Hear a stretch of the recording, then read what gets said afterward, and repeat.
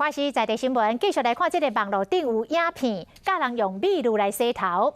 讲这个美露内底美露花、酵母甲蛋白质，会当治疗头壳痒甲白头皮啊。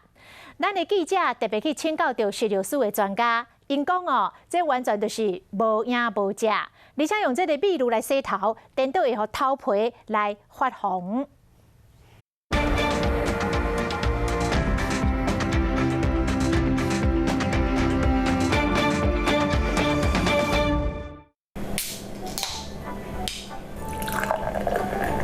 金黄色的麦仔酒，还有真绵的泡，看到透心凉。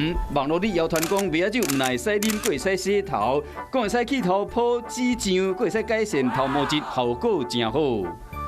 Very good, very good, very good。网络红人有翕影片，用麦仔酒洗头做试验，将麦仔酒倒入面桶啊，依照比例透烧水。 整颗投下去好了。啤酒洗头可以去除头皮屑，是真的，千真万确，我亲自测试的。 网络文章嘛讲甲敢若有影，麦仔酒内面的酵母、麦仔酒花甲蛋白质会使改善毛囊，泡讲会使止痒，头泡伤济讲嘛有效，甚至麦仔酒蓝盐洗头，佫会使减少白头毛。来问食药署，麦仔酒洗头敢真正才有效？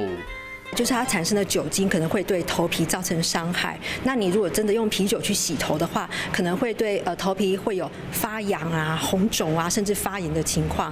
专家定称讲，这消息拢是网络谣言，无科学根据。尤其麦仔酒洗头，恐加造成头壳皮会愈来愈痒，产生更较侪问题。我们建议民众不要去找这个网络上的偏方或留言，我们建议寻求专业的皮肤科的医师的协助，那这样子才能维持有这个亮丽的秀发。